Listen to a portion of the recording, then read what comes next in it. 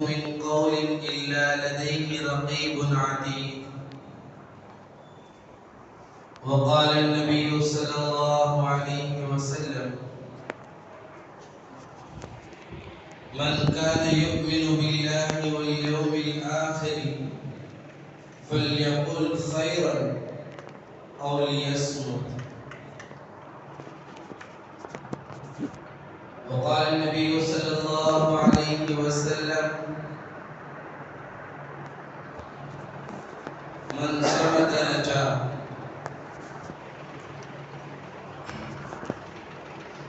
صدق الله مولانا العظيم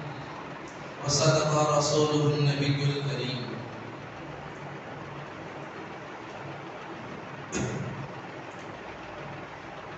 معزز سامعین، السلام علیکم ورحمۃ اللہ وبرکاتہ۔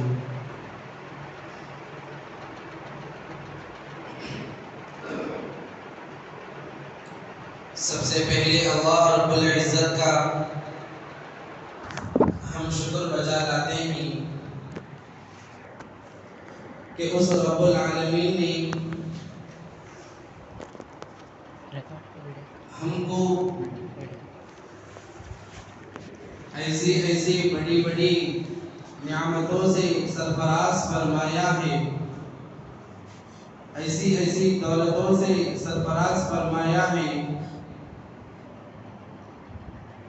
کہ جس کے بدلے میں اگر ہم اپنی پوری زندگی بھی اللہ رب العزت کا شکر ادا کرتے رہیں گے اور اللہ رب العزت کے دیے گئے نعمتوں کا ہم اس کا بدلہ احسان ادا کرنے پر اگر ہم پوری زندگی بھی لگا دیں تو معزز سامعین، اکابرین اپنی کتابوں میں لکھتے ہیں کہ ہمارا آخری وقت بھی آ جائے گا، ہماری زندگی کی آخری سانس بھی ہم لے چکے ہوں گے، لیکن اللہ رب العزت کی جو ہم پر احسانات ہیں، ہم پر انعامات ہیں، ہم پر رحمت ہے، اس کو ہم شمار نہیں کر سکیں گے۔ ظاہر سی بات ہے، جب کسی کا احسان کو ہم شمار نہیں کر سکتے ہیں تو اس کا بدلہ بھی ہم ادا نہیں کر سکیں گے، کیونکہ جب شمار کرنے پر ہی پوری زندگی گزر جاتی ہے تو اس کا بدلہ ہم کب اس کے احسان کا بدلہ ہم کب چکا سکتے ہیں؟ تو بہرکیف اللہ رب العزت کے ہم پر ایسے احسانات، انعامات ہیں کہ کبھی نہ ہم اس کو شمار کر سکتے ہیں اور نہ ہی اس کا ہم بدلہ ادا کر سکتے ہیں۔ جیسا کہ رب العالمین خود اپنے کلام مجید میں ارشاد فرمایا: وَإِن تَعُدُّوا نِعْمَةَ اللَّهِ لَا تُحْصُوهَا، کہ اگر میرے بندے میری دی ہوئی نعمتوں کو شمار کرنے میں لگ جاؤ گے، لا تحصوها، وہ اس کو نہیں کر سکو گے، وہ اس قابل نہیں ہو چکے کہ یہ کام وہ کر سکے۔ دنیا میں کوئی بھی انسان اگر یہ طے کرنے کہ اللہ کے نعمتوں کو شمار کرنے میں لگ جاؤں، گھر بار کو چھوڑ دوں، کاروبار کو چھوڑ دوں اور مسجد کے کسی کونے میں بیٹھ کر اللہ کے ایک ایک احسانات کا شکر ادا کرتا رہوں، اگر یہ بھی کوئی ارادہ کر بیٹھ بھی جاتا ہے تو معزز سامعین، یہ اس کی بس کی بات نہیں کہ وہ اللہ کی ہم پر پوری کی پورے احسانات کو شمار کر سکے۔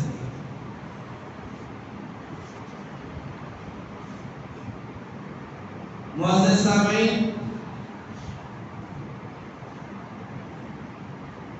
اکابرین اپنی کتابوں میں یہ تحریر فرماتے ہیں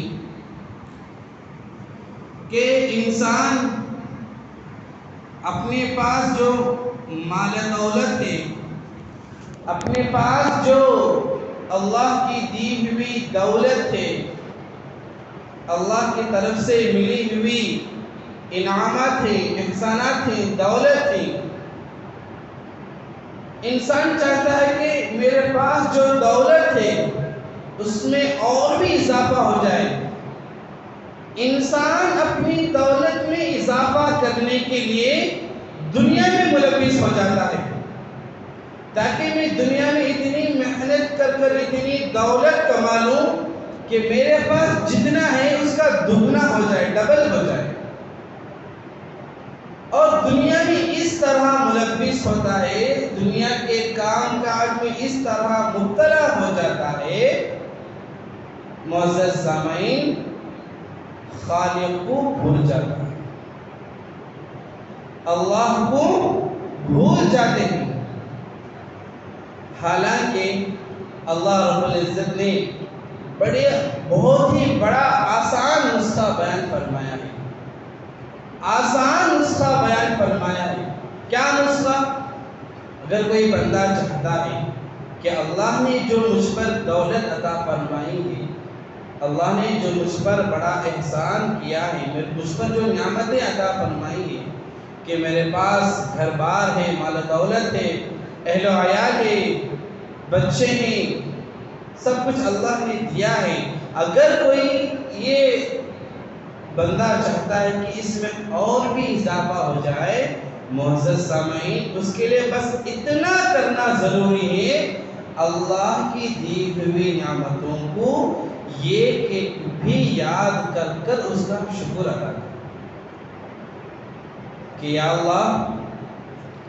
میرے بس کی یہ بات نہیں تھی کہ میں اتنا بڑا گھر خرید لوں، میرے اندر اتنی طاقت نہیں تھی کہ میں اتنا بڑا کاروبار کر لیا کروں، بس تو نے مجھے توفیق عطا فرمائی ہے، اور میں تیرے دربار میں اس تیری توفیق کا شکر ادا کرتا ہوں، اور تیری رضا کے لیے میرے اپنے کچھ حصے سے میں غربا حضرات پر تقسیم کرتا ہوں، مدارسوں پر خرچ کرتا ہوں، مساجدوں پر خرچ کرتا ہوں، بس تیری رضا کے لیے، تو مجھ سے راضی ہو جائے، کیونکہ تو نے مجھے بن مانگے کئی ساری نعمتوں سے سرفراز فرمایا ہے، گویا کہ یہ میری دولت نہیں بلکہ تیری دولت ہے، مجھ پر امانت کے طور پر دی گئی ہے، اور مجھ پر یہ ضروری بنتا ہے کہ میں اس کو صحیح راہ میں خرچ کروں۔ اگر کوئی بندہ سچے دل سے، صحیح ارادے سے، خالص نیت سے اس طرح کا عمل کرتا ہے تو معزز سامعین، اللہ رب العزت کا وعدہ ہے لئن شکرتم لازیدنکم، میری اور آپ کی بات نہیں، ہم سب کے خالق کا وعدہ ہے کہ اگر تم میرا شکر ادا کرو گے، میرا شکر بجا لاؤ گے، لازیدنکم، یقیناً میں تمہاری دولت میں اور بھی اضافہ کروں، اور بھی بڑھوتری کروں۔ اس کے برعکس وَلَئِن كَفَرْتُمْ، اور اگر تم نے میری دی ہوئی نعمتوں کو حاصل کرتے ہوئے، میری دی ہوئی دولت سے لطف اٹھاتے ہوئے، آرام حاصل کرتے ہوئے تم نے میری نافرمانی کی، تم نے میری اگر ناشکری کی، تو معزز سامعین، اللہ کا فرمان ہے ان عذابی لشدید، کہ تم میری نافرمانی کرنے پر میں ایسا نہیں کروں گا کہ تم پر جو نعمت ہے اس کو چھین لوں گا، ایسا نہیں، بلکہ سیدھا تم کو عذاب میں مبتلا کر دوں گا۔ جو میری نافرمانی کرتا ہے، میری دی ہوئی نعمتوں سے فائدہ اٹھا کر میری نافرمانی کرتا ہے، میری ناشکری کرتا ہے، اس کو میں بہت ہی جلد عذاب میں مبتلا کر دوں گا۔ معزز سامعین، اللہ رب العزت سے دعا ہے کہ اللہ تعالی ہمیں اپنی دی ہوئی تمام تر نعمتوں کو جان جان کر اس کا شکر ادا کرنے کی توفیق عطا فرمائے، اور ہر لمحہ، ہر سیکنڈ، ہر گھڑی اللہ کی نافرمانی کرنے سے ہم تمام کی پورے امت محمدیہ کی حفاظت فرمائے۔ معزز سامعین، اگر کسی آدمی کو یہ جاننا ضروری ہے کہ اللہ کی قدرت کیسی چیز ہے، تو لکھتے ہیں کہ وہ صرف اپنے آپ پر غور کرے۔ اگر کوئی بندہ جاننا چاہتا ہے کہ اللہ کی قدرت کیسی ہے، اللہ کی قدرت کیا کیا ہے، اگر اس کے بارے میں کچھ جانکاری حاصل کرنا چاہتا ہے، تو اس بندے کو چاہیے خود اپنے آپ پر غور کرے کہ اللہ رب العزت نے انسان کو کس سانچے میں پیدا فرمایا، کس انداز میں پیدا فرمایا، اپنے آپ پر غور کرے۔ اللہ رب العزت نے انسان کو اپنے چہرے میں آنکھ دیا، ذرا غور کرے، اگر یہ آنکھ کی جگہ کسی اور طرف ہوتی تو انسان کی شکل کچھ عجیب طرح ہوتی، اس کو کوئی دیکھنا پسند نہیں کرے گا، اور انسان کا ہر وہ عضو جس کو اللہ نے پیدا فرمایا ہے، بنایا ہے، اس پر غور کریں گے تو خود انسان سمجھ جائے گا کہ اللہ کی قدرت کتنی بڑی ہے۔ ان میں سے ایک اللہ کی نعمت ہمارے پاس ہے۔ معزز سامعین، دکھنے میں بہت چھوٹی اور ہلکی ہے، لیکن نبی صلی اللہ علیہ وسلم نے اور خود اللہ رب العزت نے بھی قرآن مجید میں اس کے متعلق کئی سارے آیتیں نازل فرمائی۔ وہ چیز زبان ہے، وہ چیز زبان ہے۔ اللہ رب العزت نے انسان کے چہرے میں، اس کے منہ کے اندر ایک چھوٹا سا عضو پیدا فرمایا جس کا نام زبان ہے۔ ایک دم ہلکی پھلکی چیز ہے، لیکن نبی صلی اللہ علیہ وسلم نے اس کے بارے میں بہت سارے احادیث ارشاد فرمائی۔ جیسا کہ میں نے خطبہ شریف میں ایک آیت تلاوت فرمائی ہے، جس میں اللہ رب العزت ارشاد فرماتے ہیں، ما يلفظ من قول الا لديه رقیب عتید، کہ ہمارا یہ ایمان ہے، ہمارا یہ یقین ہے کہ ہمارے دونوں کندھوں پر دو فرشتے ہر ہمیشہ موجود رہتے ہیں۔ یہ ہمارا ایمان ہے، ہمارا یہ عقیدہ ہے کہ ہمارے کندھوں پر دو فرشتے موجود رہتے ہیں۔ یہ دونوں فرشتے طاق میں رہتے ہیں، بہت انتظار میں رہتے ہیں کہ انسان اپنی زبان سے کب اور کیا لفظ استعمال کرتا ہے، اس کے بارے میں بہت منتظر کرتے رہتے ہیں، بہت غور و فکر کرتے رہتے ہیں۔ فرمایا ما یلفظ من قول الا لدیہ رقیب عتید، کہ کوئی انسان اپنی زبان سے کوئی لفظ نہیں نکالتا اس سے پہلے مگر اس کے فرشتے محافظ تیار رہتے ہیں کہ وہ کیا استعمال کرتا ہے، اس کو غور کرنے کے لیے، اس کو لکھنے کے لیے۔ پھر نبی صلی اللہ علیہ وسلم نے ارشاد فرمایا، من کان یؤمن باللہ والیوم الآخر فلیقل خیرا او لیصمت۔ صرف اس حدیث مبارکہ میں نبی صلی اللہ علیہ وسلم نے دو ہی بات ارشاد فرمایا ہے، اور یہ بات ان لوگوں کے لیے بڑی وضاحت کے انداز میں فرمایا، من کان یؤمن باللہ والیوم الآخر فلیقل خیرا أو ليصمت، اس بندے کے لیے، اس آدمی کے لیے جو اللہ پر ایمان رکھتا ہے، جو آخرت کے دن پر ایمان رکھتا ہے، اس کو چاہیے وہ بھلی بات کہے، فَلْيَقُلْ خَيْرًا، اس کو چاہیے وہ کوئی اچھی بات کہے،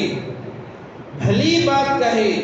ایسی بات جو اس کو بھی فائدہ دیتی ہو اور جس کو کہتا ہے وہ اس کو بھی فائدہ دیتی ہو، ایسی بات کہے۔ اگر تمہاری بات میں ایسا نہیں ہے، نہ تم کو فائدہ ہے نہ جس کو تم کہتے ہو اس کو بھی فائدہ نہیں ہے، تو نبی صلی اللہ علیہ وسلم نے فرمایا او لیصمت، اگر ایسا نہیں کہنا ہے تو خاموش ہو جائے۔ اگر تمہارے کلام میں ایسا فائدہ نہیں ہے جو تم کو بھی فائدہ پہنچے دنیا میں بھی اور آخرت میں بھی، اور جس کو تم کہتے ہو سننے والے کو بھی دنیا میں بھی فائدہ ہو آخرت میں بھی فائدہ ہو، اگر تمہاری بات ایسی نہیں ہے تو تم کو چاہیے کہ تم خاموش ہو جائے، او لیصمت، کچھ نہ کہے۔ ایک دوسرے حدیث میں نبی صلی اللہ علیہ وسلم نے ارشاد فرمایا من صمت نجا، کہ جو بندہ، جس آدمی کے اندر یہ عادت ہوتی ہے، یہ فطرت ہوتی ہے کہ وہ بندہ، وہ آدمی بلا ضرورت اور بے فائدہ بات چیت نہیں کرتا ہو، بلا ضرورت بے فائدہ مند بات چیت نہ کرتا ہو، وہ بندہ نجات پانے والا ہوتا ہے۔ من صمت نجا، کہ جس نے خاموش رہا، خاموش کا مطلب یہ نہیں کہ کوئی بھی بات نہ کرتا ہو، بس ایسے ہی اپنی زبان کو بند کر دیا، اس کا مطلب یہ نہیں، اس کا مطلب یہ ہے کہ بلا ضرورت بے فائدہ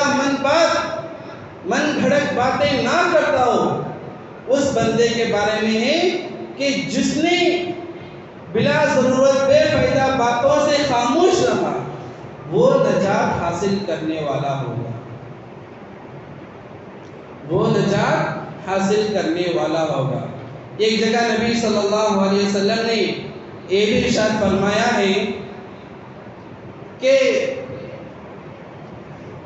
دین میں سب سے بہتر چیز وہ ہے کہ وہ آدمی ایمان والا بے فائدہ مند بات کرنا چھوڑ دے، لا یعنی باتوں کو چھوڑ دے، یہ بھی ایک دین میں بہت بڑا دین میں ایک چیز بھی شامل ہوتا ہے۔ معزز سامعین، آخر نبی صلی اللہ علیہ وسلم نے اس زبان پر اتنی احادیث مبارکہ کیوں ذکر فرمائی ہے؟ کیونکہ ایک مرتبہ ایک صحابی رسول صلی اللہ علیہ وسلم کو نبی صلی اللہ علیہ وسلم نے ان کے ہاتھ پکڑا، ہاتھ پکڑ کر یہ ایک نصیحت فرمائی، صرف ایک ہی نصیحت فرمائی، کہا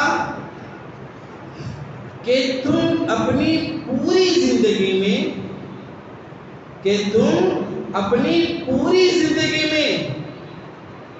اس صحابی رسول کی زبان پکڑ کر کہا اس کی حفاظت کرنا، تم اپنی پوری زندگی میں اس چیز کی حفاظت کرنا، زبان کی حفاظت کرنا۔ کیوں؟ فرمایا بسا اوقات اس زبان سے ایسے کلمات بھی نکل جاتے ہیں جس سے انسان کو خود محسوس نہیں ہوتا کہ میں نے کیا کہہ دیا ہے، اس کلمے کی وجہ سے اللہ رب العزت تم کو جہنم میں ڈال سکتے ہیں، جہنم میں پھینک سکتے ہیں، اور بس اوقات اسی زبان سے ایسے کلمات بھی نکل جاتے ہیں جو کلمات نکلنے کے بعد انسان کو خود احساس نہیں ہوتا کہ میں نے کیا کلمہ استعمال کر دیا ہے، کون سا کلمہ استعمال کر دیا ہے، جس کی وجہ سے، اس کلمات کی وجہ سے اللہ رب العزت اسے جنت میں بھی داخل کر دیتے ہیں، اس بندے کو، اس آدمی کو جنت میں بھی داخل کر دیتے ہیں۔ معزز سامعین، آج کا ماحول ایسا بن چکا ہے کہ ہماری زبان سے من گھڑت بات تو بہت دور کی ہے، بڑی آسانی کے ساتھ گالی گلوچ نکل جاتے ہیں، اپنے مسلمان بھائی کو بڑے آسانی کے ساتھ گالی گلوچ نکل جاتے ہیں۔ ذرا غور سے سنیں، اگر جس بندے کے دل میں خدا کا خوف نہیں ہے، قیامت کے دن کا عقیدہ نہیں ہے، یقین نہیں ہے، آخرت کی یقین نہیں ہے، تو اس بندے کے زبان سے گالی گلوچ نکل جاتی ہے۔ ہاں، جس بندے کے اندر اللہ رب العزت کا خوف ہے، جہنم کا ڈر ہے، آخرت کا ڈر ہے، قیامت کا ڈر ہے، اگر یہ تمام چیز جس بندے کے دل میں موجود ہوتی ہے، اس کے زبان سے کبھی ایسے الفاظ نہیں نکلتے جس سے اللہ رب العزت ناراض ہوتا۔ ایک مرتبہ کا واقعہ ہے کہ پچھلے زمانے میں ایک بادشاہ تھا جس کا ایک بیٹا اس زمانے کے بڑے اللہ والے کے پاس جا کر علم دین حاصل کرتا تھا،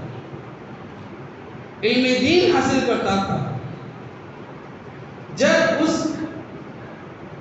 شہنشاہ کے بیٹے کے استاد نے اس حدیث کا تذکرہ ان کے پاس ذکر کیا، بادشاہ کے بیٹے کے پاس اس حدیث کا ذکر فرمایا، کہا کہ اپنی زبان کو بے فائدہ لایعنی باتوں سے بند کر لیا کرو،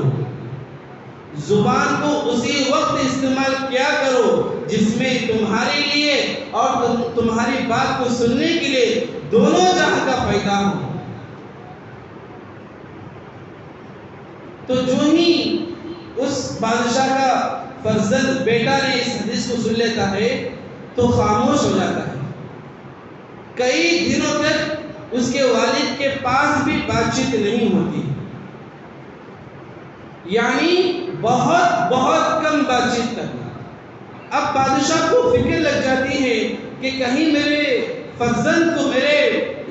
بیٹے کو کہیں بیماری تو نہیں، کہ وہ اس پر کوئی اثرات تو نہیں ہے، کہ وہ آج کل بہت کم بولا کرتا ہے۔ تو کئی سارے حکیموں کو بلایا اپنے دربار میں، بڑے بڑے ماہرین حکیموں کو بلایا اور بلا کر اس بیماری کا حل نکالنا شروع کر دیا۔ تو طرح طرح کے حل نکلے، لیکن اس میں کچھ بھی فائدہ نہیں ہوا۔ اس میں ایک حکیم نے فرمایا کہ بادشاہ سلامت، کہ آپ اپنے فرزند کو صبح سویرے شکار کے لیے جنگل کی طرف بھیجا کریں، پہاڑوں کی طرف بھیجا کریں، کیونکہ بسا اوقات ذہن مرجھایا ہوتا ہے جس سے اسے وہ اس کے رگی حرکت میں نہیں آتی۔ جب یہ ٹھنڈی اور پرسکون ہوا کے ماحول میں جائے گا تو اس کو سکون ملے گا، اور شاید کہ اس کی وجہ سے اس کی جو بیماری ہے وہ اس سے دور ہو سکے گی۔ تو جب ایک حکیم نے اس طرح کی رائے پیش کی تو بادشاہ نے چند آدمیوں کے ساتھ اپنے فرزند کو ہر دن سویرے صبح کے وقت میں شکار کے لیے جنگل کی طرف بھیجا کرتا تھا۔ جب ہر دن شکار کے لیے جا کر واپس آتے ہیں تو بادشاہ اپنے غلاموں سے کہتا ہے، کیا دوران شکار میں میرا فرزند، میرا لڑکا کچھ بات کیا یا نہیں؟ غلاموں نے کہا کہ نہیں کچھ بات چیت نہیں، بس خاموش رہا کرتے تھے، کچھ بھی نہیں کہتے تھے، بس خاموش رہا کرتے تھے۔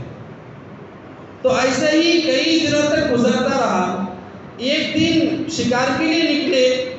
دوران شکار ایک غلام تیر لے کر کسی درخت کے پاس سے گزر رہا تھا، کسی درخت کے پاس سے گزر رہا تھا، تو وہاں ایک چڑیا موجود تھی، جو چڑیا خامخواہ آواز کر رہی تھی، چڑیا آواز کر رہی تھی۔ تو غلام نے اس چڑیا کی آواز کو سن کر اس کو تلاش کرنے لگا کہ آخرکار یہ چڑیا کی آواز کہاں سے آ رہی ہے، یہ پرندے کی آواز کہاں سے آ رہی ہے۔ جب زیادہ دیر تلاش کرنے کے بعد معلوم ہوا کہ فلان درخت کے فلان ٹہنی کے پاس ایک پرندہ موجود ہے جو آواز کر رہا ہے، تو وہ غلام فوراً تیر لے کر اس کی طرف شکار کر دیتا ہے، اور وہ پرندہ تڑپتے ہوئے نیچے گر کر مر جاتا ہے۔ تو اس وقت وہ بادشاہ کا لڑکا کہتا ہے کہ نبی صلی اللہ علیہ وسلم نے سچ فرمایا، نبی صلی اللہ علیہ وسلم نے سچ فرمایا، بس اتنا کہتا ہے۔ پھر جب گھر واپس گئے تو غلام سے پوچھا بادشاہ نے، کیا کوئی بات چیت ہوئی، میرے فرزند نے کچھ کہا ہے؟ تو غلام کہتے ہیں کہ اس طرح کا واقعہ پیش آیا اور آپ کے فرزند نے بس اتنا کہا ہے کہ رسول صلی اللہ علیہ وسلم نے سچ کہا ہے۔ تو بادشاہ کو اور بھی زیادہ غصہ آ جاتا ہے۔ بادشاہ کہنے لگتا ہے اس کا مطلب کہ یہ جو کچھ بھی کر رہا ہے جان بوجھ کر کر رہا ہے، اس پر کوئی بیماری نہیں ہے، اس پر کوئی بیماری نہیں ہے، یہ جو کچھ بھی کر رہا ہے جان بوجھ کر کر رہا ہے، تو اس کو سزا دینی چاہیے۔ تو سزا دینے والوں کو بلاتا ہے اور ان پر کوڑے لگاتا ہے، بادشاہ کے فرزند پر، بادشاہ کے بیٹے پر، اور جب اس پر کوڑے برسایا جاتا ہے اسی وقت پھر بھی کہتا ہے کہ رسول صلی اللہ علیہ وسلم نے سچ فرمایا ہے۔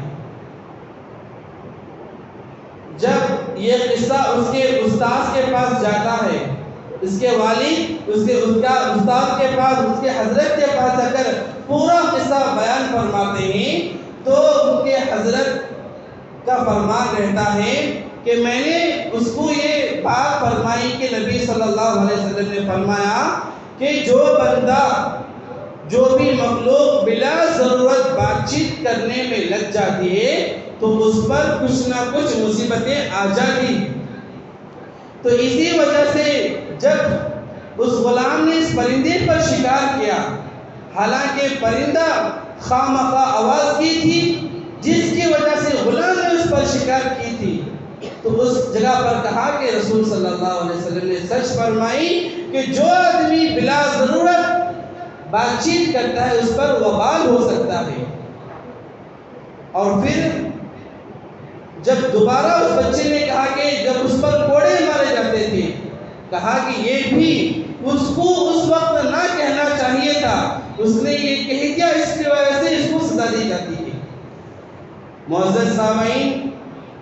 اللہ رب العزت نے ہمیں پیدا فرمایا ہے کسی مقصد کی وجہ سے، لیکن ہم دنیا میں آ کر دنیا کمانے میں اتنا ملوث ہو گئے کہ ہم دنیا ہی کو اصل سمجھے بیٹھے ہیں، حالانکہ دنیا اصل نہیں ہے، دنیا ضرورت کی جگہ ہے۔ جب ہماری ضرورت اس جگہ پر مکمل ہو جائے گی، ہمارا اصل ٹھکانہ آخرت ہے اور وہاں منتقل ہو جائیں گے۔ اللہ نے فرمایا وَمَا خَلَقْتُ الْجِنَّ وَالْإِنسَ إِلَّا لِيَعْبُدُونَ، کہ میں نے جنات اور انسان کو اس لیے پیدا فرمائی کہ بس وہ میری بندگی کیا کریں۔ جنات اور انسانوں کو میں نے اس لیے پیدا فرمایا کہ وہ میری بندگی کیا کریں، لیکن ہم دنیا کو حاصل کرنے میں اتنا ملوث ہو گئے، خود خالق ہی کو بھول کر بیٹھے۔ معزز سامعین، ایک نہ ایک دن تمام لوگوں کو اس دنیا سے چھوڑ کر اس رب العالمین کے دربار کے سامنے حاضر ہونا ہے، اور اللہ رب العزت ہم پر جو کچھ بھی زندگی دی گئی ہے اس کے بارے میں سوال کریں گے، اور ہم اس سوالوں کا جواب دینا پڑے گا۔ اس لیے ہم کو چاہیے کہ مرنے سے پہلے ہم اس قابل بن جائیں کہ اللہ کے دربار کے سامنے کھڑے ہو کر اللہ کے سوالات کا جواب دے سکیں۔ اللہ رب العزت سے دعا ہے کہ اللہ تعالیٰ ہمیں کہنے سننے سے زیادہ عمل کرنے کی توفیق عطا فرمائے۔ آمین ثم آمین، وآخر دعوانا الحمدللہ رب العالمین۔ جو حضرات سنت ادا نہیں کی اس میں سے